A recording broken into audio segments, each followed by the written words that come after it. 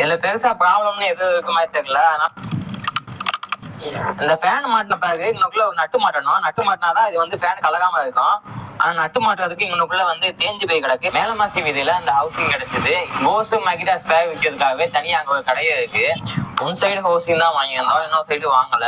ஏற்கனவே உடஞ்சிருந்த இடத்த 743 பசையை வச்சு நாங்களே ஒட்டிட்டோம்.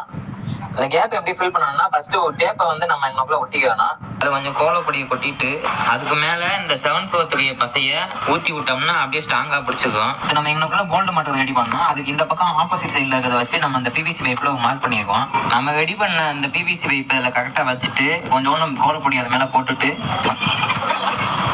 இடத்தை இப்படியே விட்டா நல்லா இருக்காது. அதுக்காக இதுக்குன்னு தனியா ஒரு பெயிண்ட் வாங்கிட்டு வந்திருக்கோம்.